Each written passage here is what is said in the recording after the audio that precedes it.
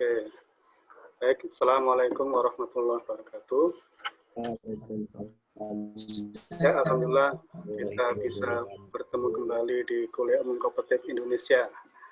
Pada hari ini kita akan mengikuti kuliah dengan tema mengenal CSR bagi UMKM, pelaku UMKM ya, yang akan disampaikan oleh Bu Cita Oktaviana, S-Akun MAK CSRS sebagai narasumber, dan sebagai moderator Bapak Ali Hafiz SKM MP dari Amit Dian Cipta Cendekia.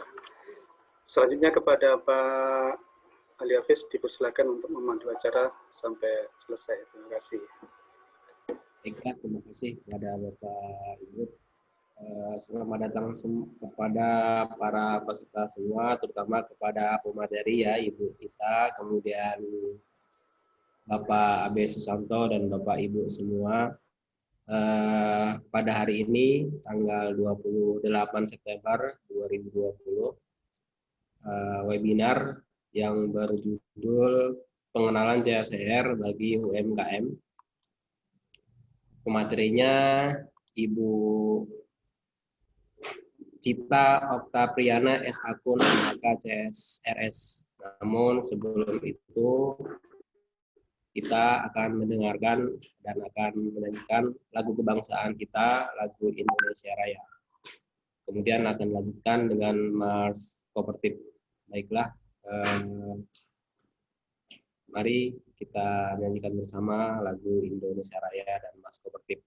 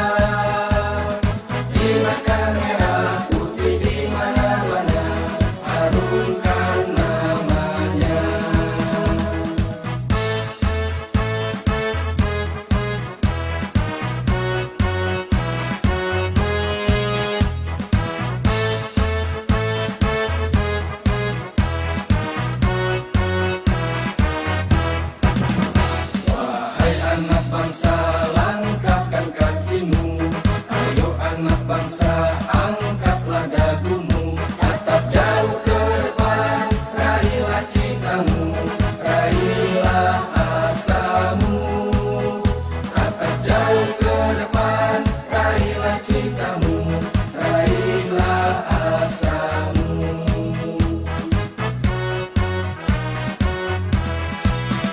Wahai anak bangsa, langkahkan kakimu, ayo anak bangsa, kuatkan jiwamu, berbekal agama, cakapkan dirimu dengan ilmu, berbekal agama, cakapkan dirimu dengan ilmu.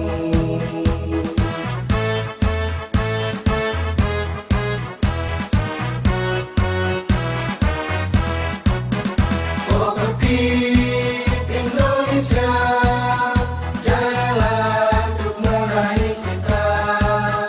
Bersama kopertik kita, berjaya untuk meraih asa.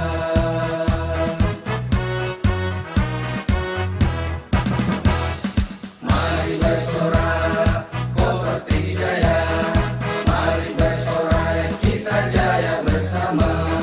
Dengan tekad kuasai dunia, Indonesia butuh kita. Kita kan merah putih di mana-mana, harumkan namanya. Kopertik Indonesia, jayalah selamanya. Kopertik Indonesia, jayalah selamanya.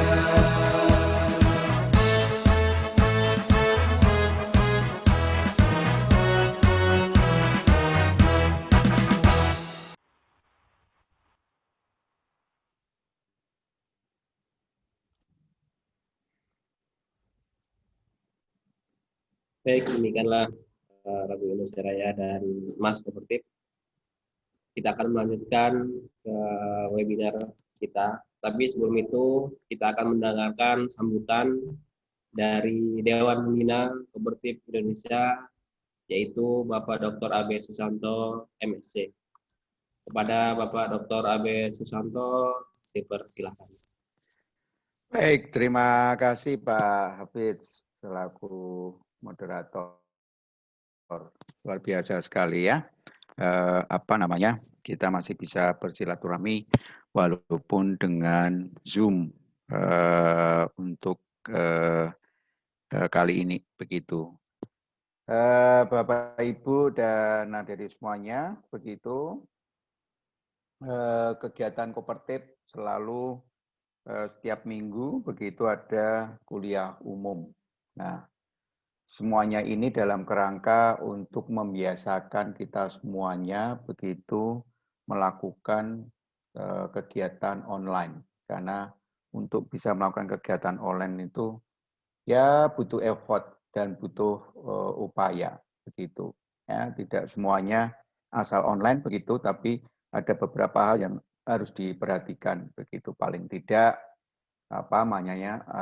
setting dari Zoom-nya sendiri. Aku pengen melihat video, aku pengen menampilkan PPT, begitu dan lain sebagainya, begitu. Dan kali ini Bu Cita dari Bina Insani University begitu akan memaparkan tentang mengenal CSR bagi pelaku UMKM. Begitu, tema yang sangat menarik dan sangat menggelitik, terutama di era pandemik ini. Jadi mudah-mudahan apa yang dipaparkan dari salah satu dosen Bina Insani University sangat bermanfaat buat kita semuanya. Dan dari beberapa kegiatan di Kopertif Indonesia, mudah-mudahan nanti bisa dikompilasi seluruh kegiatan kuliah umum begitu dan bisa bermanfaat untuk masyarakat Indonesia, mahasiswa Indonesia, dan kita semuanya.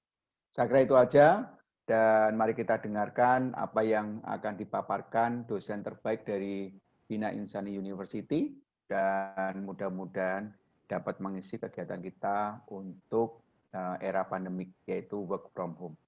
Saya kira itu Pak Mas Moderator, Mas Hafid, begitu silakan dilanjut. Terima kasih. Wassalamualaikum warahmatullahi wabarakatuh. Waalaikumsalam warahmatullahi wabarakatuh.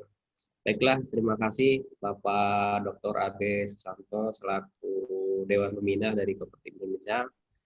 Langsung saja kita ke webinar acara utama kita, yaitu pengenalan CSR bagi UMKM. Tapi sebelum itu akan saya bacakan kurikulum kita dari pemateri kita kali ini.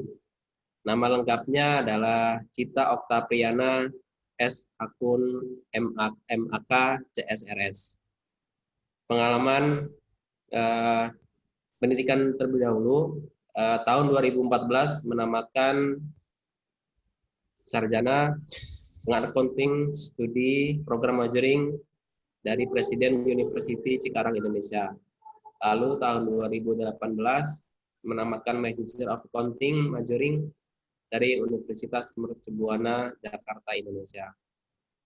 Pengalaman kerja 2014 sebagai refund processing dari PT eChart Web Portal Indonesia atau Lazada Co.id. 2016 Account Payable Staff Metropark Kondominium Indah. 2014 sampai sekarang sebagai owner dari CV Poca Agrapana atau Poca Cafe. 2018 sampai 2019 sebagai dosen di Setie Tribakti. Lalu pengalaman lainnya sebagai junior auditor dari RSM AAJ Associate.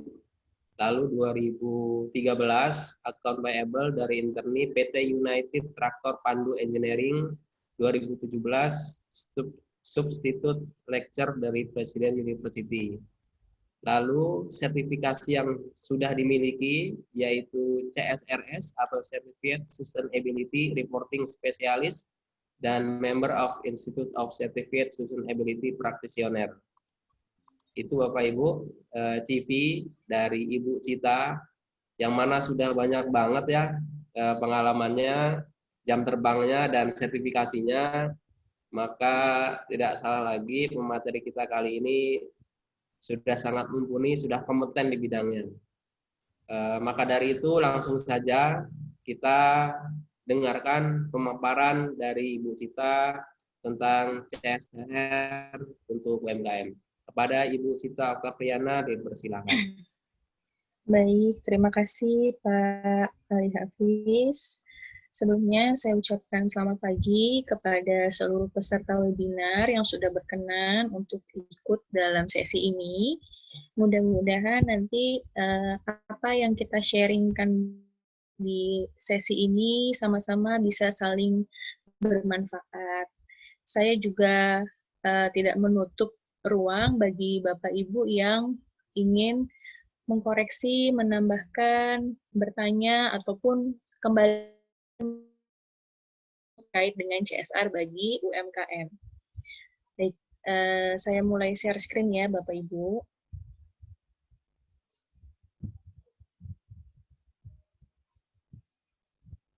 Ya, apa sudah terlihat share screen-nya Bapak Ibu? Sudah.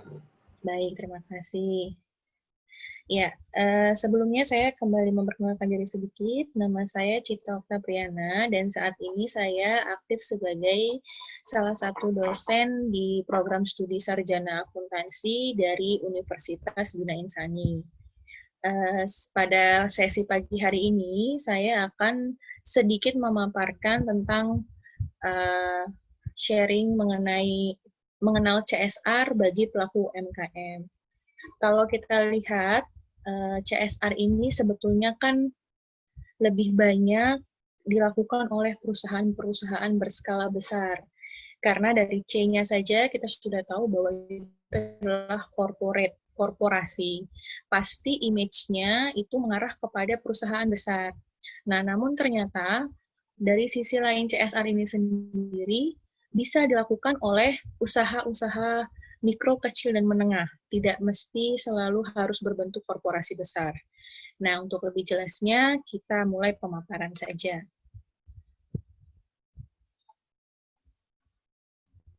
Baik, sebelumnya mungkin beberapa peserta atau mungkin seluruh peserta sudah sangat mengenal apa itu CSR, tapi saya bantu untuk sedikit mengingatkan bahwa apa sih sebetulnya CSR itu? CSR itu sebetulnya konsep awal dari penerapannya adalah tanggung jawab sosial dari korporat yang ingin memberi dampak kesejahteraan bagi lingkungan sekitarnya. Jadi, seperti yang kita tahu, ada huruf S di sini, ini adalah sosial dan R-nya adalah responsibility, maka kita bertanggung jawab secara sosial. Tanggung jawabnya tidak hanya berupa pertanggungjawaban laporan keuangan misalnya, namun ada hal-hal lain yang lebih mengarah kepada sosial.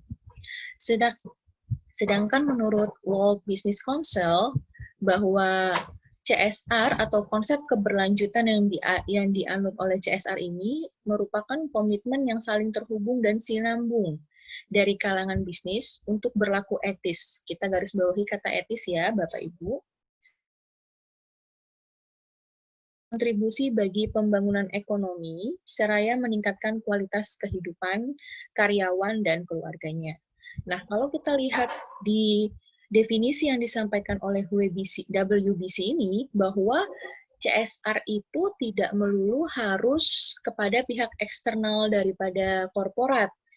Jadi, ini juga berlaku secara internal, yaitu meningkatkan kualitas kehidupan karyawan dan keluarganya. Nah, nanti kita akan lihat maksudnya CSR secara internal bagaimana.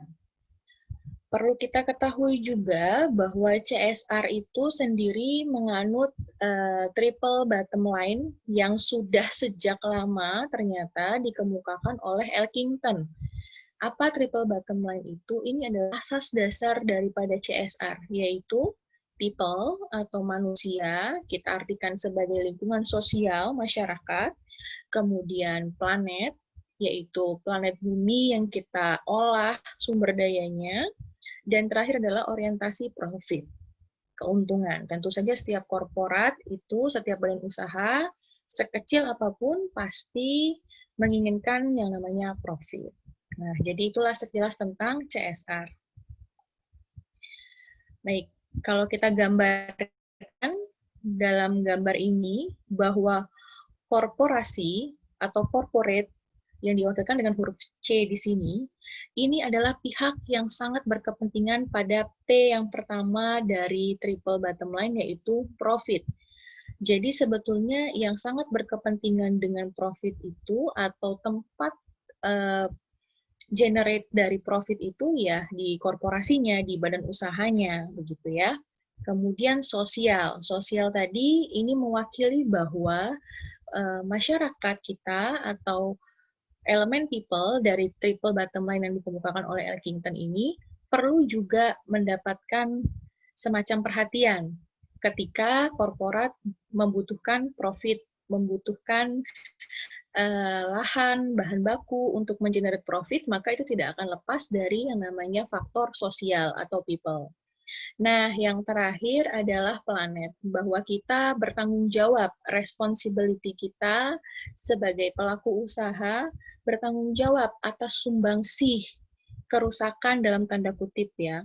Jadi sekecil apapun manfaat yang kita dapatkan dari hasil bumi ini, maka itu tanpa kita sadari kita telah berkontribusi terhadap kerusakan planet bumi kita. Bukan dalam arti negatif, namun ada beberapa tatanan yang akan berubah dalam planet bumi. Maka kita bertanggung jawab atas sumbangsih tersebut terhadap planet bumi. Itulah digambarkan dengan adanya responsibility. Baik. Nah, sekarang kita akan meluruskan dulu konsep antara korporasi dan UMKM. Yang kita ketahui bahwa CSR itu cenderungnya dilakukan oleh perusahaan besar yang sudah berprofit besar pula karena ini terkait dengan dana, kemampuan dana. Nah, namun sekarang kita artikan dulu yang dimaksud dengan korporasi itu apa sih? Nah, kalau menurut Kamus Besar Bahasa Indonesia, korporasi itu adalah badan usaha yang sah berbadan hukum. Jadi yang saya beri tanda tebal ini adalah badan usaha yang sah. Sedangkan Menurut Rudito dan Famiola, bahwa secara umum, corporate social responsibility merupakan peningkatan kualitas kehidupan, mempunyai arti adanya kemampuan manusia sebagai individu, anggota masyarakat untuk dapat menanggapi keadaan sosial yang ada. Nah, lalu apa hubungannya korporasi dengan UMKM? Ternyata, menurut Undang-Undang Nomor 20 Tahun 2008, baik itu usaha mikro, usaha kecil, ataupun usaha menengah, didefinisikan sebagai badan usaha. Sehingga dapat kita tarik kesimpulan dari sini bahwa sebetulnya sekecil apapun badan usaha, selagi dia berbentuk badan usaha dan sah, maka itu sudah dapat tergolong ke dalam korporasi badan usaha. Kemudian, korporasi ini juga merupakan bagian dari individu atau anggota masyarakat yang tadi secara umum dapat melaksanakan atau dapat mengimplementasikan CSR dalam kegiatan operasionalnya. Nah, Ibu, sekarang suaranya pertanyaannya, kecil. suaranya kecil ya, Bu? Apa sudah terdengar suara saya? Jelas, Bu Cita. Oh iya, baik Bu. Baik, saya lanjutkan ya Bu. Lalu, ya terima kasih. Lalu, apakah CSR itu wajib dilaksanakan? Apalagi yang kita garis bawahi temanya pada pagi hari ini adalah UMKM. Nah, ditambah lagi dengan adanya isu pandemi COVID ini. Bu, boro-boro mau CSR, Bu, mau ngelanjutin usaha aja buat modal besok masih kembang kempes, Bu. Karyawan aja banyak yang saya PHK, Bu. Nah, tunggu dulu. Sekarang, kewajiban melakukan CSR itu adalah bagi perusahaan yang berbentuk perseroan terbatas. Di mana ini diatur dalam Undang-Undang Nomor 40 Tahun 2007 tentang perseroan terbatas. Dan perseroan terbatas pun tidak seluruh perseroan terbatas yang diwajibkan.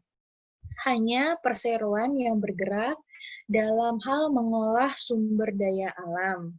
Nah, jadi kalau perseroannya berbentuk seperti lembaga keuangan, misalnya bank atau jasa, itu tidak memiliki kewajiban, tidak diwajibkan. Tidak diwajibkan, tapi kalau mau melakukan ya silahkan saja. Karena nanti akan ada banyak jenis-jenis CSR yang tidak melulu selalu menggunakan uang dari UMKM-nya, dari badan usahanya. Kita bisa mendapatkan sumber lain, dan itu juga diakui sebagai satu bentuk CSR. Baik. Nah, ini landasan hukumnya. Seperti tadi yang sudah saya sampaikan, ada Undang-Undang Nomor 40 Tahun 2007 tentang perseroan terbatas, itu khususnya di pasal 74, di mana itu dikatakan yang wajib melaksanakan CSR adalah bentuk perseroan terbatas yang bergerak pada bidang pengelolaan sumber daya alam. Lalu dari undang-undang ini dipertegas lagi dengan adanya Peraturan Pemerintah Nomor 47 Tahun 2012, terutama ditegaskan pada pasal 2 dan pasal 3. Nah, nanti boleh saya share juga untuk landasan hukum ini, biar Bapak Ibu bisa sekalian membaca sebagai referensi. Sekali lagi saya tegaskan bahwa yang diwajibkan itu hanya perseroan terbatas pada segmen pengelolaan sumber daya alam. Namun bukan berarti bentuk badan usaha lainnya tidak boleh melakukan CSR. Kalau dirasa mampu, ya silahkan saja. Toh nanti di akhir kita akan lihat apa sebetulnya manfaat CSR itu, terutama untuk UMKM. Nah, kita masuk ke jenis-jenis penerapan CSR-nya. Secara umum, ada 6 jenis penerapan CSR, di mana penerapan CSR ini nanti bisa disesuaikan dengan masing-masing kemampuan badan usaha. Yang pertama itu ada cost promotion. Nah, ini memang dirasa berat ya, karena menyediakan sejumlah dana sebagai bentuk kontribusi CSR atau sumber daya lainnya untuk meningkatkan awareness terhadap masalah sosial. Biasanya, jenis yang pertama ini dipilih oleh perusahaan-perusahaan berskala besar, korporasi besar. Contoh misalnya ada perusahaan tambang, kemudian karena dia menggali tambang, muncul masalah sosial dengan masyarakat sekitar, misalnya bermasalah karena adanya penggalian tambang, atau misalnya sekarang kita sering terhirup gas-gas yang beracun karena adanya galian dari tambang tersebut, maka yang dipilih biasanya oleh korporasi adalah penerapan cost promotion. Mereka menyediakan sejumlah dana untuk meningkatkan awareness tersebut bahwa kami ada di sini, kami bertanggung jawab loh atas apa yang kami kontribusikan terhadap masyarakat sekitar. Dan biasanya pula biaya yang diambil ini adalah dari keuntungan perusahaan, di mana nantinya bisa diakui sebagai beban. Nah, kalau kita bicara sedikit ke arah akuntansinya, jangan khawatir bahwa nantinya biaya CSR ini dapat dibebankan. Nah, seperti yang kita tahu, kalau misalnya beban bertambah, otomatis itu akan berpengaruh terhadap kecilnya atau pengurangan dari pembayaran pajak. Maka biasanya perusahaan-perusahaan besar tidak tanggung-tanggung untuk mengeluarkan dana CSR kalau memang dirasa itu bisa berpengaruh terhadap pembebanan dan pembayaran pajak, begitu. Lalu yang kedua ada yang namanya cost-related marketing, di mana bentuk CSR yang ini berkomitmen untuk menyumbangkan persentase tertentu dari penghasilannya untuk satu kegiatan sosial berdasarkan besarnya penjualan produk. Nah, ini biasanya dipilih oleh perusahaan-perusahaan startup. Memang mereka tidak memiliki kewajiban, namun ini juga sebagai salah satu marketing tools bagi mereka untuk menaikkan brand mereka.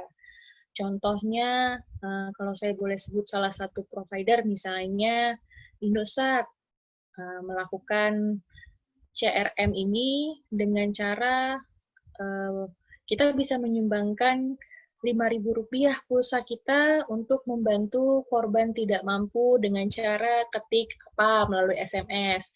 Nanti secara otomatis pulsa kita 5.000 tersebut akan dijadikan bentuk donasi untuk mereka yang membutuhkan. Atau dulu ada juga iklan senyum Pepsodent yang saya ingat banget itu, bahwa setiap kita membeli produk Pepsodent, kita telah menyumbang satu senyum untuk anak-anak di Indonesia Timur, yaitu dengan menukarkan kotak kemasan kosong Pepsodent itu kembali ke toko-toko, nanti itu dijadikan donasi. Nah, hal-hal seperti itu.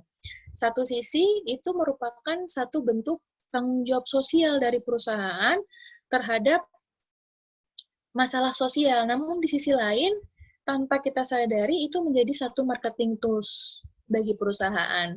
Nah, dengan demikian, untuk beberapa konsumen yang memiliki empati, pasti mereka akan, oh ya udah deh, walaupun saya nggak pakai Pepsodent, saya beli deh Pepsodent, yang penting nanti buat nyumbang, misalnya begitu. Nah, itu menjadi satu keuntungan juga. Walaupun nantinya tidak ada keuntungan dari segi pencatatan beban, namun yang didapatkan adalah keuntungan dari penaikan brand, begitu. Ada lagi yang ketiga, jenisnya corporate societal marketing, di mana perusahaan mengembangkan dan melaksanakan kampanye untuk merubah perilaku masyarakat. Nah, ini yang sangat mengena di masa pandemi COVID ini. Kebetulan saya adalah salah seorang pengguna jasa KRL, di mana di KRL itu banyak banget iklan yang bisa kita dengar, kita baca, baik tertempel di poster, baik melalui suara-suara yang diperdengarkan selama perjalanan KRL. Nah, yang paling mengena di saya itu adalah iklan sabun. Salah satu sabun dari Unilever, yaitu Lifebuoy, di mana dia itu kalau saya nggak salah kalimatnya itu biasakan cuci tangan dengan sabun apapun yang ada di rumah Anda, boleh dengan menggunakan sabun Lifebuoy atau sabun lainnya. Jadi tanpa sadar dia menyelipkan brandnya. Dia menyelipkan brand Lifebuoy, jadi orang yang mendengar itu terdoktrin secara tidak sadar, oh kalau mau cuci tangan biar nggak kena COVID pakai sabun Lifebuoy gitu. Padahal dia sudah menjelaskan beberapa kalimat di awal bahwa biasakan cuci tangan dengan sabun apapun atau dengan sabun Lifebuoy jika ada gitu. Tapi kan yang didengar orang adalah brand Lifebuoy-nya. Nah, satu sisi perusahaan Lifebuoy ini, sabun ini membantu mengingatkan melalui kampanye bahwa kita harus cuci tangan, jaga kesehatan, jaga kebersihan. Jadi itu menjadi satu perilaku masyarakat yang positif di masa pandemi COVID ini, mengena sekali menurut saya. Namun di sisi lain dia diuntungkan dengan brand awareness tadi. Nah, lagi-lagi kembalinya ke pencitraan perusahaan, brand awareness-nya, merek dagangnya didongkrak gitu. Baik. Yang keempat,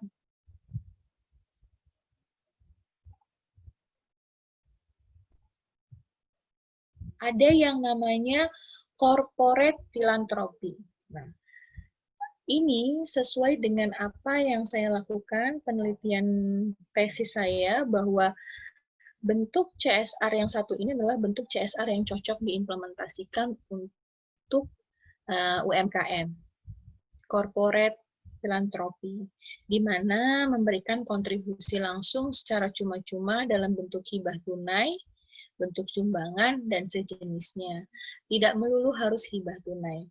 Kalau boleh saya sedikit bercerita tentang penelitian tesis saya, jadi memang penelitian tesis saya ini saya lakukan di tahun 2018, lebih kurang saya melakukan observasi pada saat itu, kebetulan saya melakukan penelitian kualitatif, jadi saya memang betul-betul terjun langsung ke UMKM-nya selama lebih kurang 1 tahun. UMKM ini adalah UMKM berbentuk usaha dagang yang menjual produk olahan bawang goreng dan oleh-oleh dari Sulawesi, dari Palu. Tapi hebatnya UMKM ini sudah berhasil menembus pasar internasional untuk penjualan bawang goreng. Kalau dipikir cuma jual bawang goreng loh, tapi sampai ke luar negeri. Bahkan beberapa kali dapat penghargaan dari presiden, itu namanya penghargaan Paramakarya, di mana itu merupakan penghargaan atas kualitas dan kuantitas produk terbaik bagi UMKM. Nah, jadi apa yang dilakukan? Ternyata kuncinya adalah dengan menerapkan corporate philanthropy ini, Bapak Ibu. Jadi kalau dalam Islam ya, itu disebutnya bersedekah. Tapi sedekah nggak melulu mesti sedekah uang. Apalagi untuk UMKM. Rasanya berat kalau mau mengeluarkan sejumlah uang untuk charity. Karena memang kita pada tahap yang modal itu benar-benar dimaksimalkan, diputar untuk operasional, biasanya seperti itu. Nah, jadi konsep filantropi di sini itu konsep yang sangat unik menurut saya, yaitu konsep mengadakan arisan. Nah, kebetulan di Palu itu merupakan salah satu tempat pelarian lah istilahnya bagi para korban kerusuhan Poso pada saat itu. Karena memang dekat antara Palu dan Poso, jadi biasanya korban kerusuhan yang sudah kehilangan sanak keluarga, kehilangan pekerjaan, kehilangan rumah, untuk mengatasi rasa takutnya mereka hijrah, pindah. Nah, kota terdekat yang bisa mereka gapai, bisa mereka masuki yaitu kota Palu. Namun di kota Palu sendiri mereka masih kebingungan. Ini saya mau bertahan hidup bagaimana di sini, gitu kan ya? Nah, ternyata si pemilik usaha dagang bawang goreng ini, dia mempunyai kesadaran, mempunyai apa ya, semacam empati terhadap masalah sosial ini. Maka awalnya dia tanpa sadar dikumpulin para pengungsi-pengungsi dari Poso itu, diajak ikut arisan. Nah, arisannya itu sebenarnya hanya sebagai tameng lah dalam tanda kutip. Toh di dalamnya mereka tidak ada iuran arisan yang betul-betul kayak ibu-ibu di RT yang sebulan sekali nanti dikocok ya siapa keluar arisan, enggak. Jadi lebih ke arah perkumpulan. Nah, di situ awalnya dia melakukan trauma healing. Trauma healingnya dengan ya berbagai motivasi, kegiatan. Karena kebetulan juga si korban kerusuhan ini 80% adalah wanita. Dan pemilik UMKM ini juga adalah seorang ibu wanita. Jadi dilakukan trauma healing, dilakukan pendekatan-pendekatan, diberikan motivasi. Lama-kelamaan, para peserta arisan ini tadi merasa memiliki semacam ikatan. Nah, ikatan kayak bisa dibilang rasa balas budi lah begitu. Nah, balas budi ini akhirnya berdampak positif bagi si usaha bawang goreng. Apa dampak positifnya? Mereka berbondong-bondong datang ke tempat pengolahan bawang goreng, mereka bilang, Bu, kami mau bantu Ibu kerja di sini. Nggak apa-apa, nggak dibayar uang, yang penting kami dikasih makan aja sehari 2 kali udah cukup. Ibu mau suruh kita kerja apa aja, dari jam berapa sampai jam berapa, Ibu mau suruh kita melakukan pekerjaan berat, pekerjaan ringan, kami terima semuanya, yang penting kami bisa makan dan kami nyaman dengan Ibu di sini. Kami nggak minta gaji uang.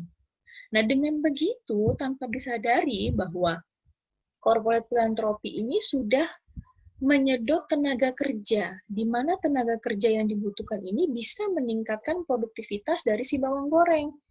Nah, dengan adanya tenaga tambahan ini, mulailah si usaha bawang goreng ini berani untuk menembus pasar internasional, di mana dia berani menerima tawaran sekian ribu kilo bawang goreng per minggu untuk diekspor ke pada saat itu ke Jerman dan ke Singapura. Karena dia merasa, wah saya punya tenaga tambahan nih untuk, ya Bapak Ibu bisa bayangkan ya, kalau bikin bawang goreng prosesnya dari kupas-kupas bawang, iris-iris bawang, segala macam itu, di mana saya juga terlibat, saya ikut kupas-kupas bawang dan ternyata itu capek, tapi para pekerja yang berasal dari anggota arisan tadi itu melakukannya dengan senang hati, ikhlas dalam arti mereka merasa ini kita balas budi. Nah, di sisi lain ini menghemat biaya produksi di mana nggak perlu keluar uang yang cukup gede untuk bayar buruhnya, untuk bayar karyawannya. Kan tadi mereka bilang cukup dikasih makan aja. Sedangkan kalau kita betul-betul rekrut karyawan, itu biayanya kan luar biasa. Jadi memang ada pilihan-pilihan implementasi CSR yang tidak selalu memerlukan dana besar di awal. Salah satunya yaitu tadi, corporate philanthropy. Nah, menurut saya ini adalah bentuk implementasi CSR yang cukup baik diterapkan oleh para UMKM dalam hal utamanya peningkatan produktivitas tadi. Nah, begitu. Lalu selanjutnya ada community volunteering, di mana perusahaan mendukung serta mendorong para karyawan. Nah, ini merupakan salah satu bentuk CSR internal. Para pemegang franchise atau rekan pedagang eceran untuk menyisihkan waktu mereka secara sukarela guna membantu organisasi-organisasi masyarakat lokal maupun masyarakat yang menjadi sasaran program. Jadi, ini modalnya adalah modal tenaga, bukan modal uang, ya. Jadi kita bisa memberdayakan karyawan, pemegang franchise dan rekan pedagang untuk membantu kita melakukan kegiatan sukarela. Nah, ini juga diakui sebagai salah satu bentuk CSR. Biasanya ini kalau misalnya perusahaan mengadakan donor darah massal, di mana nanti panitianya ya karyawannya mereka, atau yang melakukan donor darah massal adalah perusahaan farmasi, jadi nggak perlu panggil tenaga medis yang terlalu banyak, tenaga medisnya secukupnya, selebihnya bisa dibantu obat-obatan segala macamnya dari perusahaan, dari karyawan, dan lain sebagainya. Nah, yang terakhir, jenis penerapan CSR itu ada yang namanya Socially Responsible Business Practice, yaitu praktek bisnis, perusahaan melakukan investasi dan mendukung pemecahan satu masalah sosial. Jadi ini tidak secara langsung. Misalnya kita tahu di Indonesia Timur sedang terjadi masalah sosial yang seperti apa. Maka kita sebagai pemilik perusahaan, kita ikut berinvestasi ke perusahaan yang sedang melakukan CSR untuk pemecahan masalah sosial tersebut. Jadi kita semacam donatur begitu. Nah, ini juga bisa dilakukan, diterapkan. Namun lagi-lagi kembalinya tergantung pilihan dan kemampuan masing-masing badan usaha. Begitu Bapak Ibu. Kenapa sih walaupun nggak wajib CSR itu sebetulnya penting untuk kita laksanakan? Karena memang CSR itu mempunyai banyak sekali manfaat. Ini hanya beberapa manfaat yang bisa saya list, mungkin nanti Bapak Ibu bisa menemukan manfaat-manfaat lain dari CSR, yaitu mempertahankan dan mendongkrak reputasi sudah pasti ya, dari beberapa contoh kasus tadi, kemudian mendapat lisensi secara sosial. Jadi, istilah kata kita udah diizinin nih sama masyarakat sosial untuk beroperasional. Ada semacam rasa kepercayaan bahwa oh ya udah nggak apa-apa, toh perusahaan ini baik juga, peduli juga sama lingkungan sosial. Jadi nggak apa-apa lah dia beroperasi di daerah sini misalnya begitu. Lalu bisa mereduksi resiko bisnis, pergesekan sosial tadi ya. Jadi semakin kita gencar melakukan satu tindakan untuk memecahkan masalah sosial di sekitar bisnis perusahaan kita, maka itu dapat mereduksi resiko bisnisnya. Lalu melebarkan akses sumber daya bagi operasional usaha, membuka peluang usaha, mereduksi biaya, tadi contohnya yang biaya operasional dari bawang goreng tadi, usaha bawang goreng, atau misalnya terkait pembuangan limbah juga bisa mereduksi biaya, itu hanya contoh. Memperbaiki hubungan dengan stakeholders, nah ya, jadi para pemangku kepentingan itu kan tidak hanya pihak perusahaan saja, ada pihak masyarakat, pihak pemerintah, pihak kreditor, dan lain sebagainya. Lalu juga memperbaiki hubungan dengan regulator, citra baiklah intinya ya. Lalu meningkatkan semangat dan produktivitas karyawan, seperti contoh kasus yang sudah saya paparkan tadi. Lalu yang terakhir, peluang mendapatkan penghargaan. Nah, tentu masih banyak sekali keuntungan-keuntungan dari implementasi CSR, tapi ada beberapa poin yang saya tebalkan di sini seperti ini ya, nomor 1, nomor 3, 4, 5, dan yang ini, meningkatkan semangat dan produktivitas. Menurut saya ini adalah manfaat yang cukup signifikan bisa dirasakan UMKM jika dapat memilih penerapan CSR yang tepat dan melaksanakan CSR tersebut dengan tepat pula.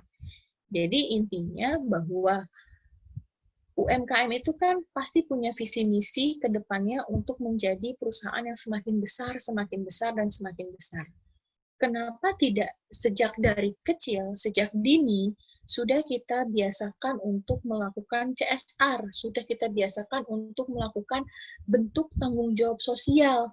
Nantinya ketika kita sudah menjadi satu korporasi yang besar, perseroan misalnya, atau dalam bentuk badan usaha lain yang lebih besar, dan kita dan kita dihadapkan dengan ketetapan pemerintah bahwa CSR itu wajib, kita sudah tidak kaget lagi untuk melaksanakan CSR. Kita sudah terbiasa melakukan CSR dengan berbagai manfaat yang sudah terbiasa pula kita dapatkan. Jadi memang apa yang ingin saya sampaikan pada pagi hari ini, inti dari sharing saya pagi hari ini adalah saya mau meningkatkan kesadaran para pelaku UMKM bahwa CSR itu sebetulnya hal positif, hal baik yang semakin kita pupuk sejak dini itu semakin membuka peluang bisnis yang makin besar dan semakin mempersiapkan mental kita sebagai pengusaha untuk menjadi pengusaha yang lebih besar lagi dengan berbagai manfaatnya dan juga sebagai bentuk tanggung jawab kita terhadap kontribusi kerusakan alam yang kita lakukan dari setiap aktivitas produksi yang kita jalankan. Baik, mungkin dari saya itu saja yang bisa saya sharing. Sementara saya kembalikan ke moderator, Pak Ali Hafiz. Sembari mungkin ada beberapa Bapak Ibu yang ingin berkomentar, bertanya, saya persilahkan. Terima kasih, silakan Pak Ali Hafiz. Ya, mantap sekali ya materinya dari Ibu Cita. Langsung dibuka pertanyaan ya Bu Cita ya, nggak apa-apa ya? Monggo, Pak. Ya, di sini sudah ada yang bertanya, Bapak Adrianus Santoso dari Bina Insani. Jadi, saya mau bertanya dalam konteks perguruan tinggi, CSR, apakah bisa disamakan dengan PKM atau pengabdian kepada masyarakat? Kepada Ibu Cita dipersilahkan. Ya, baik. Terima kasih Pak Hafiz. Terima kasih Pak Adrianus atas pertanyaannya. Baik, terkait perguruan tinggi ya Pak, pengabdian kepada masyarakat. Kalau kita lihat Pak, memang sebagian besar PKM itu arahnya ke arah CSR filantropi Pak biasanya.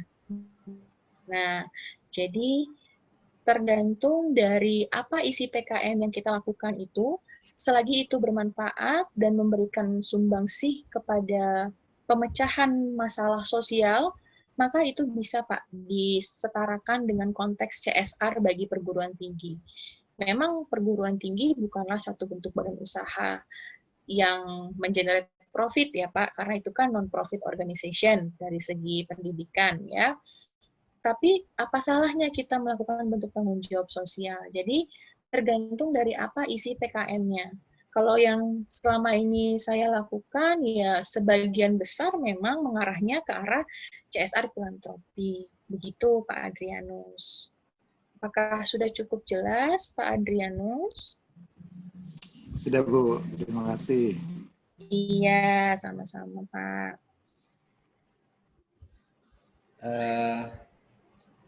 Baik Pak Adrianus sudah terjawab ya Pak ya? Sudah Pak. Ya oke. Untuk pertanyaan yang kedua ada dari Pak Muhammad Takrim ya.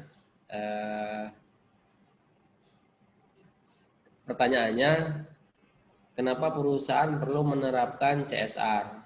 Bukannya itu seharusnya menjadi tanggung jawab pemerintah dalam memberikan himbauan terkait keadaan sosial yang terjadi di masyarakat? Dan apakah keuntungan yang diterima perusahaan signifikan jika dibanding dengan perusahaan yang tidak menerapkan CSR? Ya, itu pertanyaannya Bu dari Pak Muhammad Takrim. Ya, terima kasih Pak pertanyaannya Pak. Iya, baik Pak Hafiz. Iya Pak Takrim. Iya benar. Memang saya juga sama seperti Pak Takrim ya. Awal-awal saya mengenal CSR itu, saya merasa kok ini jadi tanggung jawabnya pihak swasta dalam arti perusahaan gitu ya. Kenapa nggak pemerintah yang ambil alih? Toh masalah sosial itu adalah PR-nya pemerintah. Nah, tapi begini Pak Takrim. Analoginya sederhana aja. Siapa sih yang mau menghasilkan profit? Pasti si korporasinya kan, yang ngoyo banget, ngotot banget, oh pokoknya saya setiap tahun misalnya profitnya harus bertambah. Tentu saja karena yang minta profit ini adalah dari sisi korporasi, dari sisi korporat, maka yang dalam tanda kutip mengeksploitasi sumber daya alam, kemudian sumber daya manusia di sekitar perusahaan itu adalah si korporasi. Jadi memang yang bersentuhan langsung dengan permasalahan sosial itu, dan biasanya beberapa permasalahan sosial itu timbul justru karena adanya korporasi di situ. Maka jadinya itu dikenakan sebagai tanggung jawab dari si korporasi atau badan usaha. Karena dia sudah menjalankan usaha di situ, maka dia bertanggung jawab terhadap lingkungan sosial di situ. Misalnya, tadinya di situ ada satu komunitas masyarakat yang sangat mencintai alam, tenang, pokoknya apa-apa itu kembali ke keasrian alam, tiba-tiba lahannya dibuka untuk usaha kelapa sawit. Nah, mereka kan pasti akan muncul pergesekan sosial di situ. Katakanlah kepala adatnya datang nih ke perusahaan si kelapa sawit tadi terus bilang, itu tanah leluhur kami, begini, kenapa sekarang lahannya dibuka, begini. Padahal mungkin di satu sisi tanah itu punya negara dan sudah dibeli misalnya, atau disewalah sama perusahaan sawit misalnya gitu kan. Tapi kan tetap saja masalah sosial itu timbul, pergesekan sosial itu timbul ketika si perusahaan tadi masuk ke area itu. Maka yang bertanggung jawab untuk menyelesaikan yang paling dekat bersentuhan adalah si perusahaan. Nah, lalu apakah pemerintah tinggal diam saja, Bu? Enggak dong. Pemerintah di sini fungsinya sebagai regulator. Nah, salah satu bentuknya tadi dengan menerapkan beberapa landasan hukum bahwa setiap perseroan yang bergerak dalam bidang pengelolaan sumber daya itu wajib melakukan CSR. Jadi ada campur tangan pemerintah juga di situ. Pemerintah juga memberikan sumbangsi dalam pemecahan masalah sosial sebagai regulator. Nah, terus keuntungannya signifikan nggak, Bu? Nah, signifikan atau tidak itu tergantung bagaimana keberhasilan implementasi CSR-nya, Pak Krim. Semakin baik implementasi CSR yang dilakukan, maka tentu akan semakin optimal hasil yang didapatkan bagi perusahaan. Jadi kalau misalnya dia memang mau melakukan CSR yang voluntary misalnya, dia benar-benar melakukan volunteering dengan sepenuh hati, mengerahkan semua karyawan, ya tentu saja nanti hasil yang didapat maksimal. Tapi kalau sekadar memenuhi kewajiban dari pemerintah aja lah, jangan sampai nggak ada lah, foto-foto, dokumentasi, selesai. Ya tentu saja hasilnya tidak segitu. Karena Pak Takrim, apa sudah terjawab pertanyaannya? Pak Takrim ya. Mungkin kalau saya boleh punya pendapat ya Bu Cita ya. Monggo Pak, silahkan. Tentang CSR ini. Kalau muncul sedekah. Jadi harta yang kita terima itu enggak semuanya menjadi hak kita karena ada hak yang lain. Misalkan orang yang tidak mampu atau ada mereka-mereka yang kurang beruntung gitu, biasanya itu sebesar 2% sedekah. Kan makanya apakah CSR itu hanya dilakukan oleh UMKM atau perusahaan ke masyarakat luar? Ada ya, baik. Ya, baik, terima kasih Pak Hafiz, terima kasih juga Pak Kadek. Sebelumnya sudah saya sampaikan tadi di pemaparan bahwa CSR itu nggak melulu ke pihak eksternal, Pak. Bisa ke pihak internal. Contohnya apa? Ya, saya kembali ke contoh kasus yang bawang goreng tadi ya, Pak Kadek ya, biar nyambung kita ya. Jadi memang awalnya CSR yang dilakukan oleh si pemilik usaha bawang goreng itu secara eksternal kepada masyarakat sosial, yaitu pengungsi dari kerusuhan Poso tadi. Namun setelah pengungsi kerusuhan Poso itu menjadi karyawan di usaha bawang goreng, apakah kemudian pemilik usaha bawang goreng stop melakukan CSR? Tentu tidak, Pak. Dilanjutkan. Mereka disekolahkan, diikutkan kursus, bahkan mereka sampai dibiayai untuk DP rumah, Pak. Nah, jadi itu tetap masuk ke dalam bentuk CSR filantropi, tapi secara internal. Lalu apa yang didapatkan bagi si pemilik UMKM tadi? Kalau dia terus mensuplai, kan tadi kata Ibu awalnya hemat biaya karena nggak perlu bayar biaya tenaga kerja, atau mereka cuma minta makan. Tahu-tahu mereka sampai disekolahin dan dibeliin rumah, walaupun hanya berbentuk DP rumah gitu loh.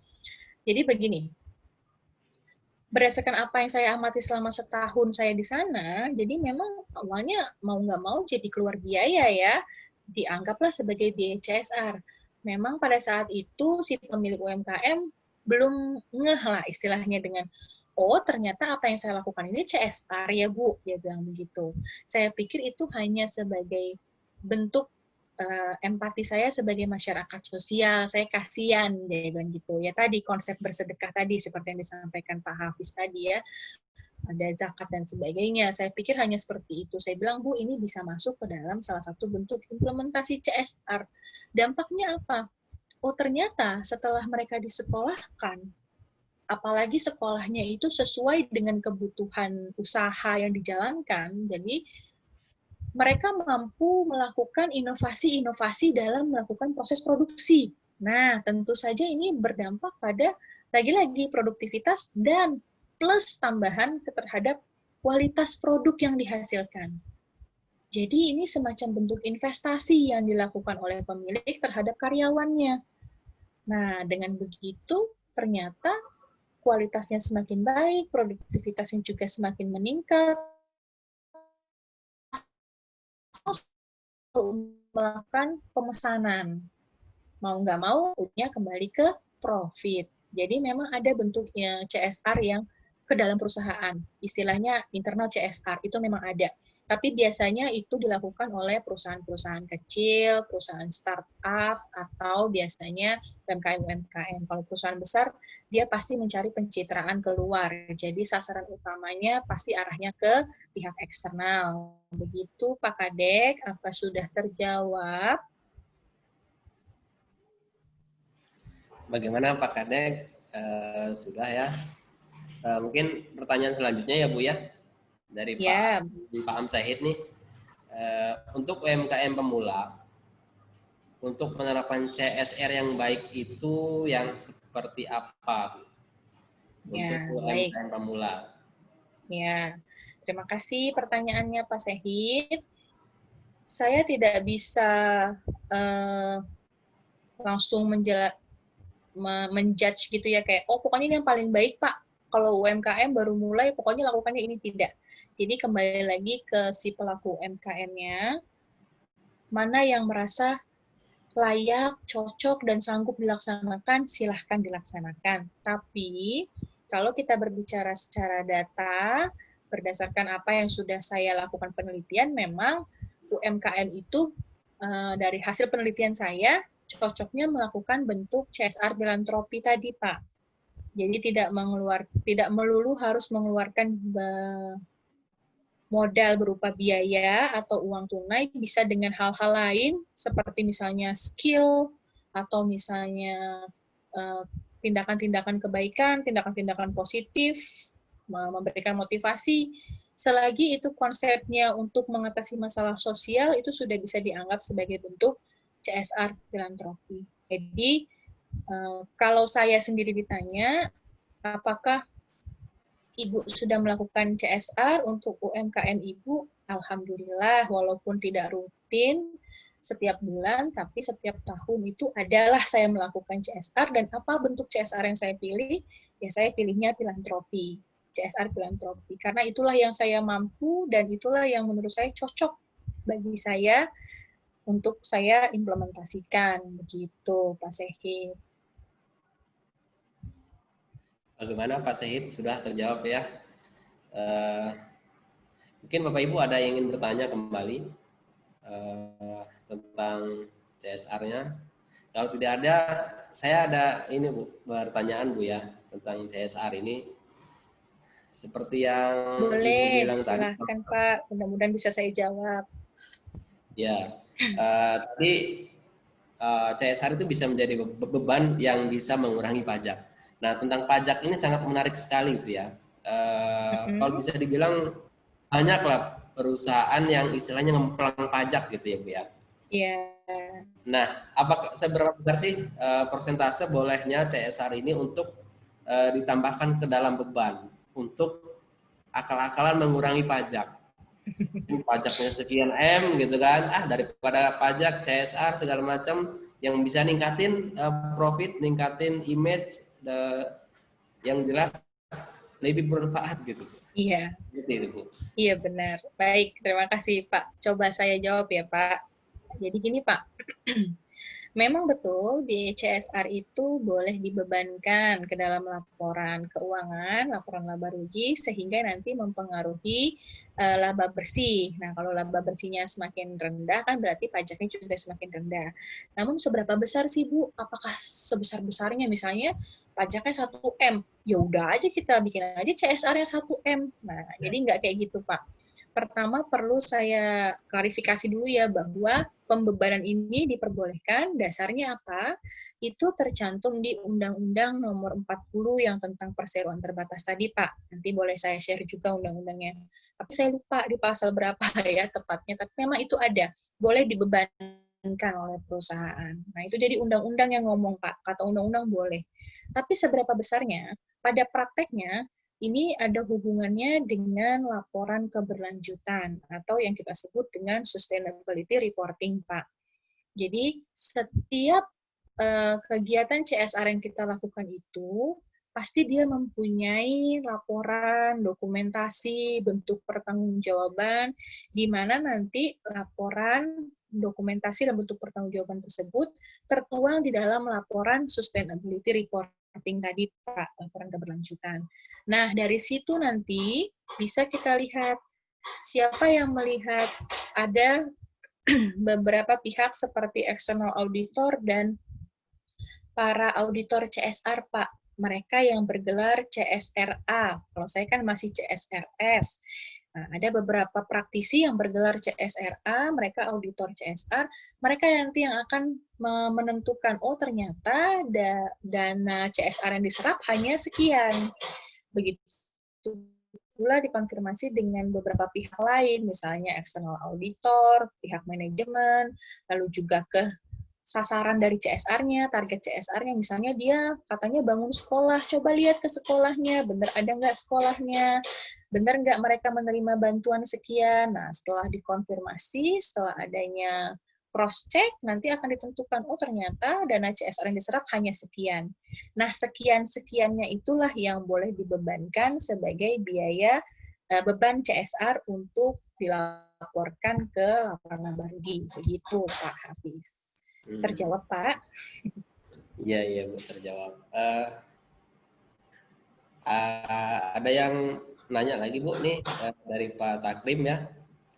Iya. Apakah masyarakat ada yang menganggap bahwa CSR itu sebagai iklan dari perusahaan? Oke, Pak Takrim. Ada aja, Pak. Banyak juga masih yang nganggap. Misalnya nih, waktu itu di dekat rumah saya, kebetulan di daerah Cikarang ini kan banyak PT-PT ya, daerah industri. Jadi ada beberapa PT yang memang mereka, ya kalau udah mau dekat 17-an, biasanya ngadain donor darah massal, bilangnya CSR PT ini mengadakan pasang banner gede-gede gitu. Hadirilah donor darah massal pada tanggal sekian, di bawahnya bentuk implementasi CSR PT apa, misalnya gitu. Banyak kok masih yang beranggapan, alah ini pasti iklannya PT, ini iklannya PT, biar kita semua mau kerja di sana, biar kita semua mau jadi buruh di sana. Masih banyak yang seperti itu. Dan pada kenyataannya memang CSR itu tadi ya salah satu manfaatnya untuk mendongkrak popularitas dan citra baik perusahaan. Jadi ya nggak masalah menurut saya kalau memang masih ada yang menganggap sebagai iklan. Toh tujuannya asal tepat sasaran ya masih dibilang positif, kecuali memang dia hanya mau mengiklankan, tapi implementasinya tidak tepat sasaran. Nah, itu yang tidak baik ya, jadi berdampak negatif. Tapi kalau memang dia mau iklan sekalian, tadi kan saya juga bilang ada bentuk CSR yang dijadikan sebagai marketing tools, yang nggak masalah aja. Tetap masih ada kok yang menganggap gitu. Pak Takrim, ya. Terjawabkah Pak Takrim? Mana Pak Takrim? Sudah jelas ya Pak Takrim ya? Gimana Bapak Ibu, ada kembali? Ini dari Ibu Lucia, Bu, Lucia Aridiani. Ya. Ketentuan CSR bagi BUMN ini sudah diatur dalam Undang-Undang Nomor 40 Tahun 2007 dan dalam peraturan pemerintah juga ada. Bagi yang tidak melakukan CSR disebutkan ada sanksi. Selama ini apakah sudah ada perusahaan yang mendapatkan sanksi dan bentuknya seperti apa? Bagaimana mekanisme pengawasan CSR yang dilakukan oleh perusahaan? Ya. Silakan Bu. Terima kasih pertanyaannya Bu Lucy. Ini terkait sanksi ya. Memang kewajiban melaksanakan CSR ini sendiri sepanjang yang saya update sampai dengan data tahun 2018 ya Bu, karena memang saya sekarang udah nggak terlalu update lagi, sampai tahun 2018 itu masih ada saja perusahaan yang harusnya tergolong kategori wajib melaksanakan, namun tidak melaksanakan CSR. Sanksinya apa? Sanksinya adalah biasanya mereka diberi teguran tertulis. Yang saya tahu, teguran tertulis. Ada juga yang diberlakukan denda oleh pemerintah daerahnya. Nah, lalu bagaimana pengawasan pelaksanaannya ini? Jadi ada semacam bentuk penghargaan, namanya CSR Award. CSR Award ini, tapi yang mengadakan bukan pemerintah, melainkan asosiasi NCSR.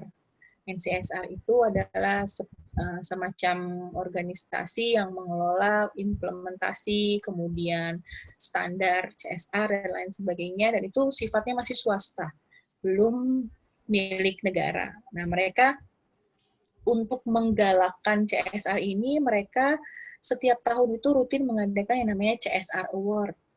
Nah, CSR Award ini sama halnya sejenis dengan apa ya, brand award itu loh, yang kalau misalnya kita beli produk di kemasannya ada semacam gambar medali bahwa ini pemenang brand award tahun sekian sebagai produk terbaik, apa terbaik gitu. Nah, biasanya yang memenangkan CSR Award ini akan menempelkan sertifikat CSR Award-nya itu di website perusahaan, apalagi bagi perusahaan-perusahaan yang sudah go public. Nah, itu akan meningkatkan ketertarikan investor atau menjadi bahan pertimbangan lah untuk investor.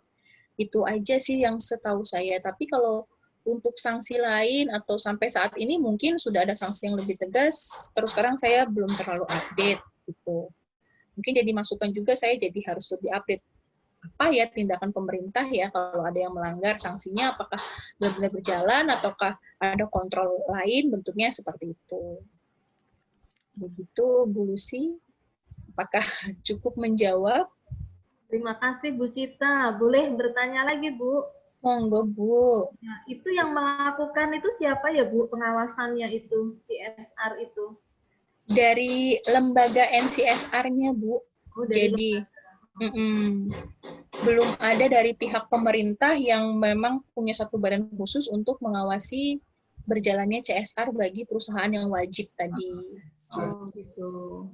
Oke, karena kan ada ketentuan berapa persen dari keuntungan begitu ya Bu ya? Ya.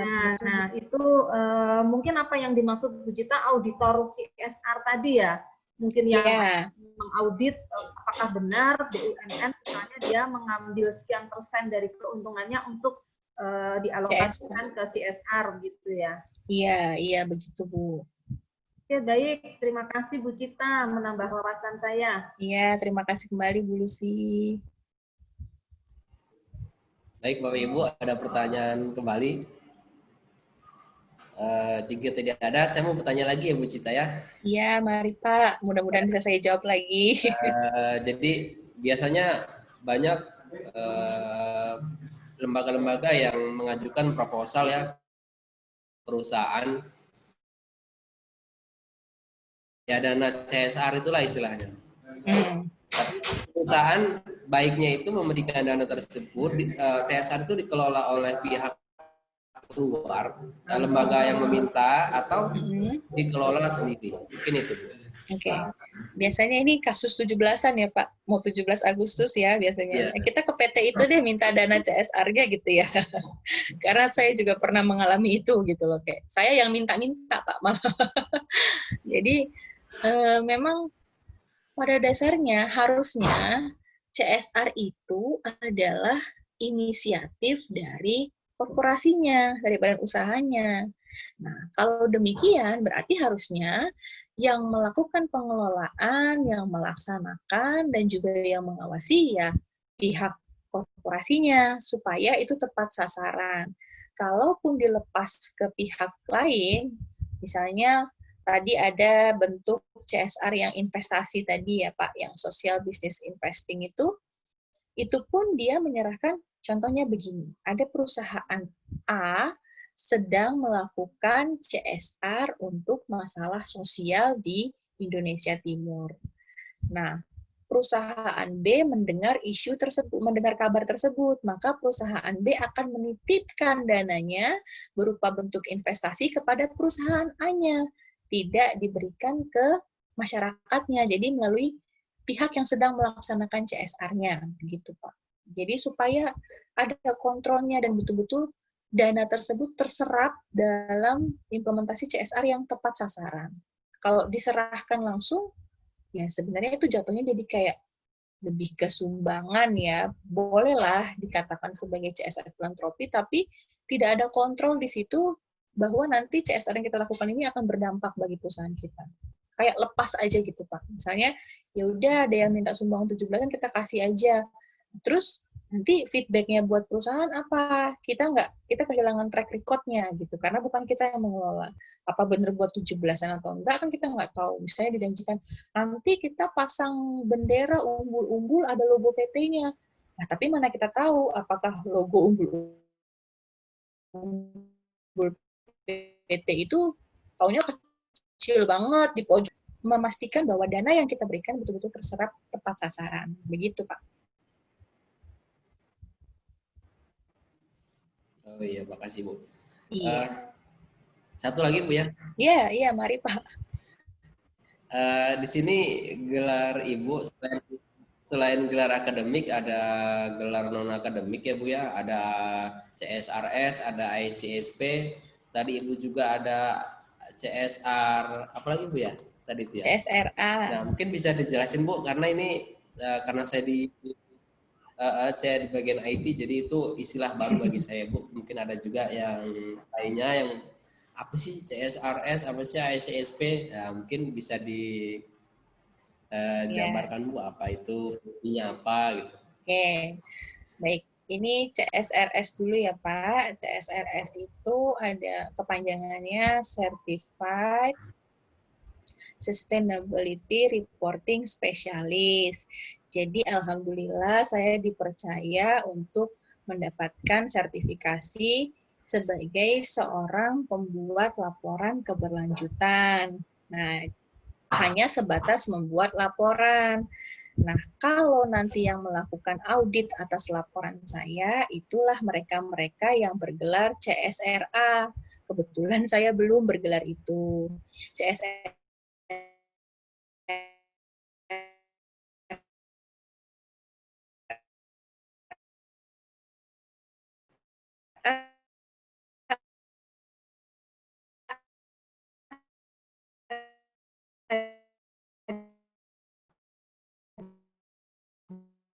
adalah certified mereka yang mengaudit pekerjaan kami PCI naungan NCSR.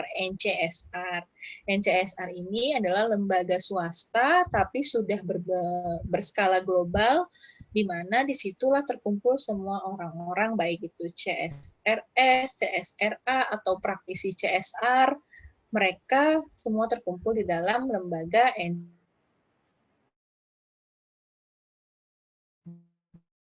CSR tersebut.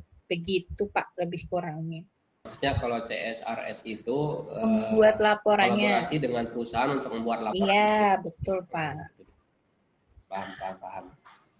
Baik Bapak Ibu, apakah ada pertanyaan lagi sebelum ditutup?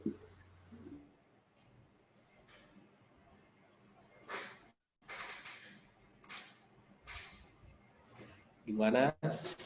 Cukup?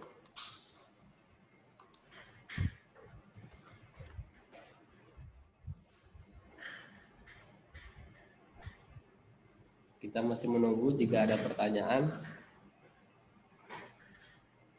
Kita waktunya sampai 11.30 ya Pak ya? Masih ada waktu. Ya. Atau mungkin ada Bapak Ibu yang ingin mengkoreksi apa yang sudah saya sampaikan, monggo silahkan.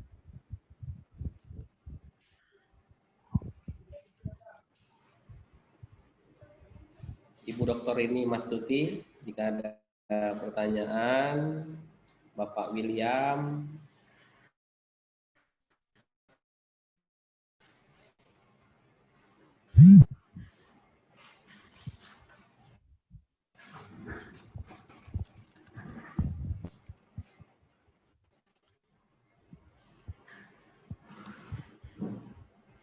Untuk materi, Ibu Cita, ini materi saya share di kolom chat saja, mungkin bisa ya? Ya, tidak apa-apa. Saya coba share melalui kolom chat ya Bapak Ibu untuk materinya.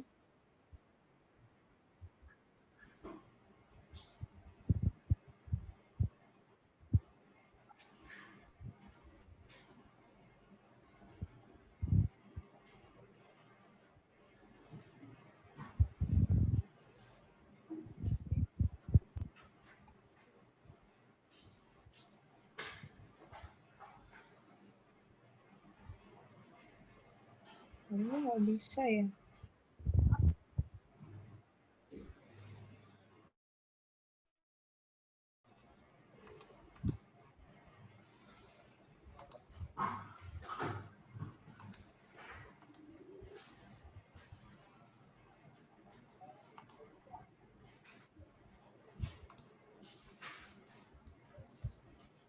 Untuk absen sedang dibuatkan ya Pak.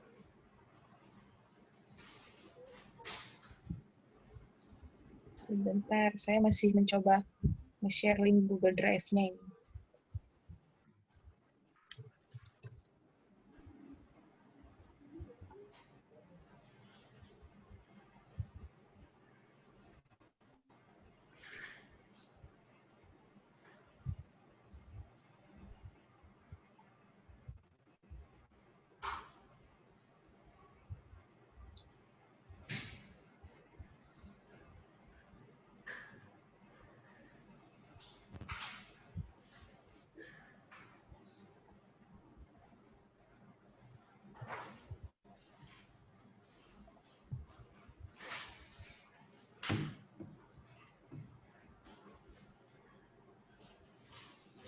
Iya Ibu Dokter ini Mas Lutfi, suaranya, nah sudah dibuka, boleh bertanya, silakan Ibu.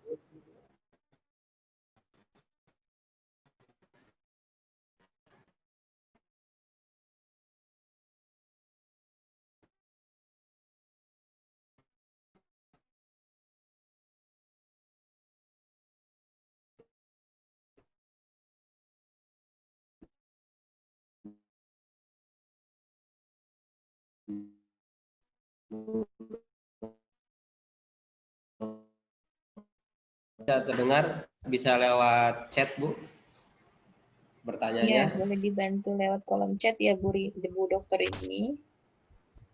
Oh iya, sebentar ya Bu, saya ngetik dulu. Iya. Ya Bu.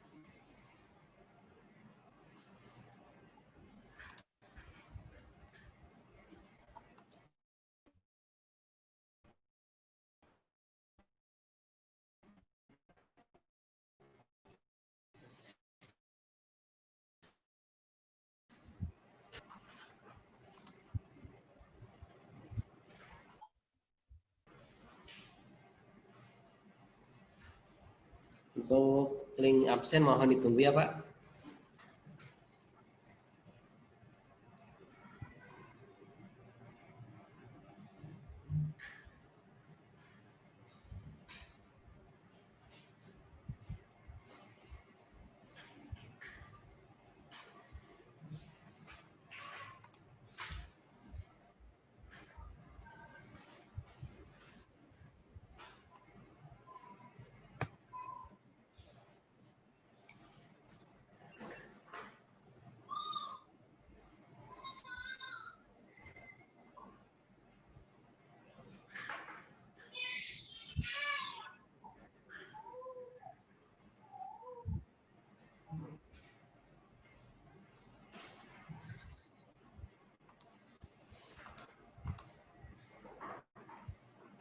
Untuk link absen ini ya Bapak Ibu ada di chat lewat Google ya.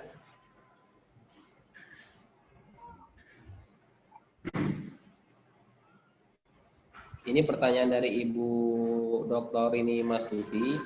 Saya kemarin ada diminta bantu oleh salah satu BUMN untuk menjadi pemateri pada salah satu kegiatan di UMKM mereka. Bila saya ingin fokus di bidang tersebut, apa yang harus saya persiapkan? Karena kegiatannya akan berkelanjutan. Itu Bu Cita. Ada ya, di baik. ya. Jadi Ibu diminta untuk menjadi salah satu pembicara atau pemateri di kegiatan UMKM, fokus di bidang UMKM. Mungkin saya cuman berbagi pengalaman pribadi mungkin ya Bu. Pertama mungkin Ibu harus pastikan dulu UMKM-nya bergerak di bidang apa Bu. Nah kalau saya kebetulan bergerak di bidang kuliner Bu. Jadi yang saya fokuskan ya terkait dengan misalnya perizinan kuliner untuk UMKM, kemudian gabung ke beberapa komunitas-komunitas UMKM yang bergerak di bidang kuliner, kemudian bagaimana pemasarannya, lebih ke arah fokus dari UMKM-nya itu sendiri, Bu. Nah, kalau tahapan-tahapannya, saya terus terang kemarin benar-benar dari awal memulai itu, yang saya lakukan adalah saya join UMKM kuliner. Nah, nanti dari situ mereka biasanya mengarahkan, Bu. Mengarahkan kayak, Bu, nanti ikut ini ya, Bu, nanti ikut pelatihan ini, pelatihan itu ya. Nah, dari pelatihan-pelatihan, pengalaman-pengalaman, dan sharing-sharing yang saya dapat itulah biasanya yang saya jadikan referensi terkait dengan dunia UMKM yang saya coba geluti. Nah, nggak sengaja, alhamdulillahnya sekarang udah kecemplung, bener-bener kecemplung di dunia kuliner, tapi masih berskala UMKM. Jadi ya, kalaupun beberapa orang, saya sih nggak pernah jadi pemateri, Bu, kebetulan. Cuman beberapa orang suka bertanya lah, mungkin ya, sharing, berbagi pendapat, berbagi solusi. Apa yang saya sampaikan, ya apa yang saya dapatkan dari info-info dan pelatihan-pelatihan komunitas. Gitu, Bu Rini. Mungkin Iya.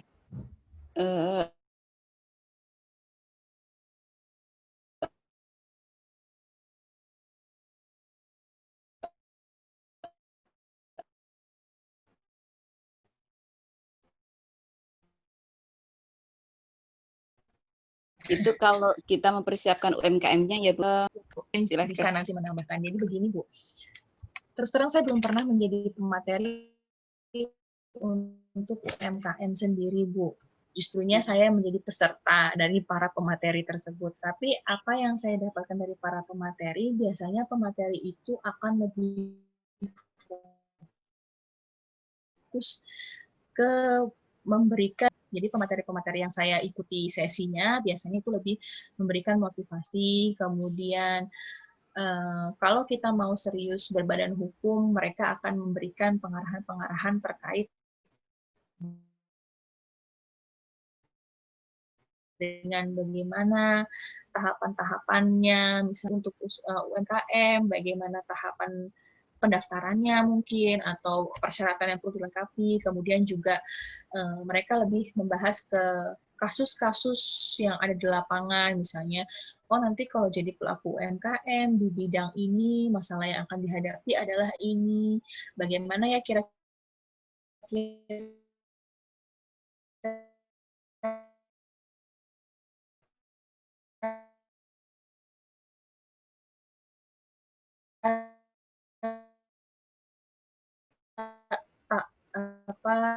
taktik. Oke, iya. Baik. Ya, saya Bu, peserta UMKM. Kemudian saya kan masih baru mulai nih Bu, artinya barulah 2 kali kami diundang menjadi pemateri. Ke depan saya ingin memprofesionalkan diri atau membekali diri supaya layaklah untuk menjadi pemateri yang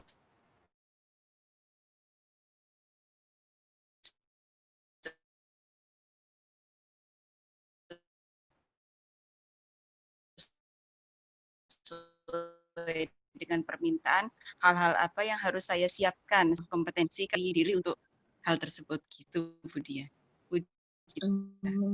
Iya Bu Rini. Mungkin ada Bu, mungkin saja ada beberapa kompetensi yang harus diikuti untuk memprofesionalkan diri tadi, tapi biasanya juga ya Bu, ini dari pengalaman pribadi saya, kalau ikut sama seperti kita Bu, praktisi yang sudah duluan aja gitu, jadi mereka lebih ke arah sharing pengalaman gitu sih Bu. Semakin pengalamannya itu mengena di kita para peserta, biasanya kita para peserta semakin excited untuk mengikuti gitu sih Bu. Jadi feedbacknya mungkin lebih baik kalau misalnya diarahkan ke pengalaman pribadi atau misalnya pembahasan-pembahasan kasus gitu Bu, mungkin ya Bu. Oh iya. Iya, baik Bu Cita, terima kasih banyak sharingnya, masukannya. Iya, terima kasih kembali Bu Dokter ini.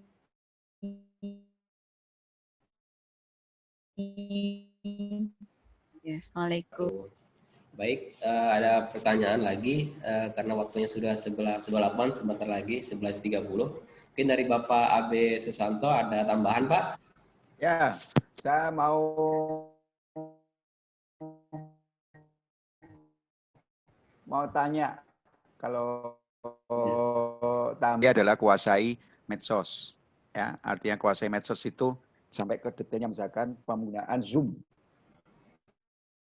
Ya, kadang-kadang si pemateri itu kadang udah Zoom tuh, aduh gimana ya ini video saya kok nggak bisa keluar suaranya ya. Nggak apa-apa latihan dengan anak-anak kecil, ibaratnya dengan anak SD. Oh gini loh mah, ini gini loh tante, gini nggak apa-apa, nggak usah malu. Karena nggak tahu. Habis itu tinggal latihan, banyak dilatih Bu. Saya sering jumpai kayak gitu. Makanya kenapa tadi saya katakan ke pertama kali sebelum peserta datang gitu, Bu, narasumber coba cek, sudah tak buatin sebagai co-host gitu. Oh iya, saya share ya gitu. Nah itu satu contoh adalah testing dari si narasumbernya tadi gitu. Oh lulus sudah dapat A gitu. Kira-kira gitu. Ya kan? Masuk semuanya begitu. Tapi kalau yang nggak tahu, wah gimana nih ya Pak Api? Ini aku udah mau ngomong, wah grogi semuanya sudah. Nggak bisa. Saya tak cari nggak ada Pak Api. Ini filenya kemana Pak? Hanya videonya itu jendelanya gitu ketutup ini dan sebagainya, udah bingung sendiri. Nah itu satu contoh kayak gitu Bu. Dan kalau jadi materi nggak boleh kayak gitu. Wes apapun kayak gitu tabu. Baik Pak, baik. Tinggal datang sama si penyelenggaranya. Pakai apa Pak? Begitu. Oh Zoom, oke, Z. Ya kan? Pakai apa Pak? Oh Webex, oke, siap. Saya udah bisa. Nah itu sekarang ini banyak trennya. Ya. Zoom paling mudah begitu. Ya, udah banyak Webex, pakai ini sebagainya. Oh, pusing Pak, saya nggak pernah pikirnya adalah itu tadi tambahan saya. Kedua, untuk Bu Cita, ya kan? Ibu kan bergerak di CSR, ya dari UMKM dan sebagainya gitu. Kira-kira punya nggak Bu daftar UMKM yang mau mengeluarkan CSR atau daftar dari perusahaan-perusahaan yang mau mengeluarkan CSR dan kita kerjasama Bu dengan Kooperatif Indonesia Bu. Nah, setuju Pak ini. Pertanyaan saya itu. Boleh Pak, ini boleh. Apapun Mas, pokoknya apapun gitu. Baik Pak Abe Susanto. Baik, kalau untuk daftarnya kan mungkin saya punya beberapa teman yang bisa saya tanyakan nanti, kamu mau CSR nggak, mau kerjasama nggak sama kooperatif, mungkin bisa saya bantu Pak. Tapi kalau list atau daftar yang terperinci begitu, saya terus terang nggak punya Pak. Karena memang kecenderungannya UMKM itu kalau ngelakuin CSR pasti pertimbangan pertamanya, wah keluar duit lagi. Nanti kalau udah dapat pencerahan rohani, udah dapat contoh, barulah mereka, oh ternyata bisa CSR-nya nggak pakai duit gitu Pak. Maksud saya, ya kan, nggak usah jadi daftar Bu. Nggak apa-apa Pak Abi, aku nggak punya daftarnya. Tapi saya bisa tanyakan, kayaknya ada 50 perusahaan yang fake bisa mengeluarkan CSR Pak. Gitu. Podo ae. Itu sip. Pas, keren Bu, keren. Maksud iya. saya ya, nanti kalau, iya. Coba saya tanyakan Pak, kalau memang ada, saya buru-buru kontak Bapak. Pak, ini saya udah dapat satu target misalnya gitu. Maksud saya gini, nah pada saat kuliah umum seperti ini, begitu, ya kan, misalkan Ibu punya kenalan kuliner, nggak apa-apa di Bekasi kayak di mana kayak nggak apa-apa, nggak masalah. Ya, oh kuliner apa namanya si resto ini hanya bisa melayani di daerah Bekasi misalkan gitu. Ini mau mengeluarkan CSR dalam bentuk produk makanannya. Delivery begitu, ya kan? Delivery untuk 5 orang misalkan. Nggak apa-apa, Bu. Iya, Paham baik-baik, kan? Pak. Nah, nanti dari Kopertip diolah. Sret kuliah ini siapa yang pengen ada door prize-nya untuk seputaran yang di Bekasi. Siap, Gitu siap, kan? Pak. Tahu ya maksud saya ya? Ya, paham, Pak, paham. Nggak perlu keluar uang, nggak perlu keluar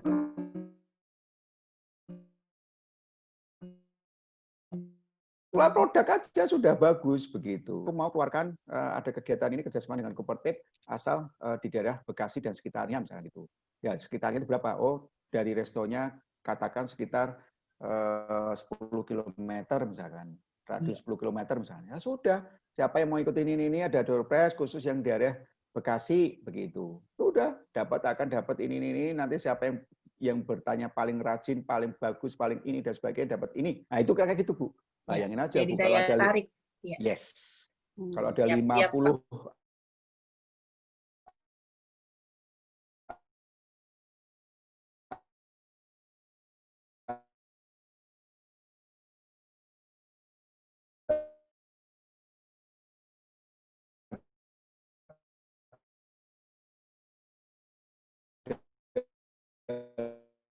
50 perusahaan kayak gitu.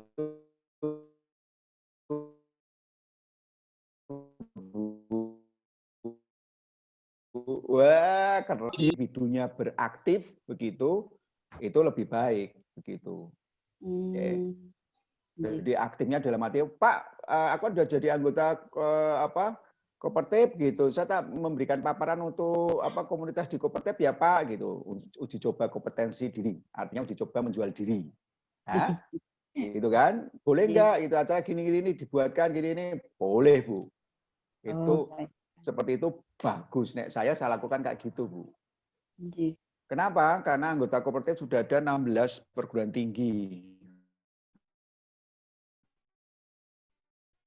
Total mahasiswanya itu ada sekitar. Itulah saya bingung kemarin gimana cara gabungnya ke Kopertip. Oh ternyata lembaga, jadi lembaga dulu yang mengajukan. Oh baik Pak, nanti bisa. Ya betul. Sekitar seperti itu Bu. Terima kasih Pak. Monggo silakan.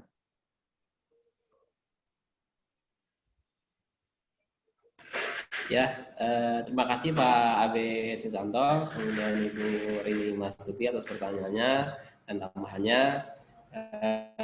Mungkin kita telah sampai kepada akhir acara. Ya, terima kasih. Kami ucapkan terima kasih kepada para peserta yang bersedia hadir dan kepada Kopertip Indonesia. Terima kasih juga kepada Ibu Citra Oktaviani atas materi yang telah disampaikan. Di sini saya sebagai moderator apabila ada kata yang salah saya mohon maaf. Saya akhiri. Wassalamualaikum warahmatullahi wabarakatuh. Waalaikumsalam warahmatullahi wabarakatuh. Terima kasih, sehat selalu ya. Dan kepada Bapak Ibu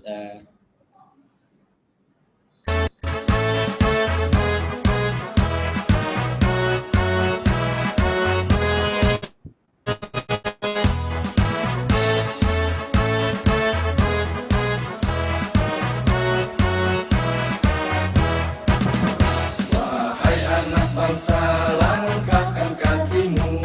Ayo anak bangsa, angkatlah dagumu. Tatap jauh ke depan, raihlah citamu, raihlah asamu. Tatap jauh ke depan, raihlah citamu, raihlah asamu.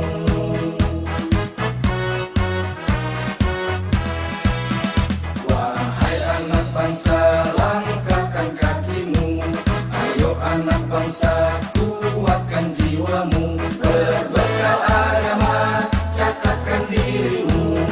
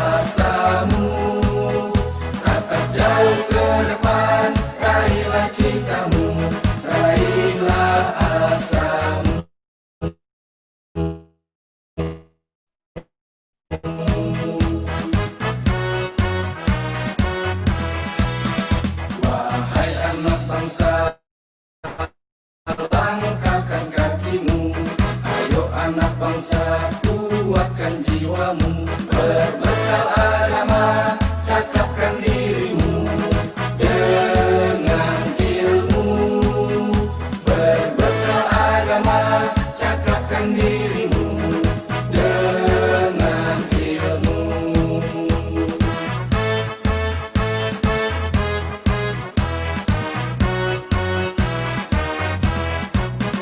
Kooperatif Indonesia, jayalah untuk meraih cita. Bersama kooperatif kita, berjaya untuk meraih asa.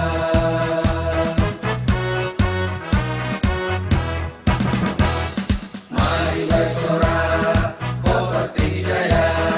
Mari bersorak, kita jaya bersama.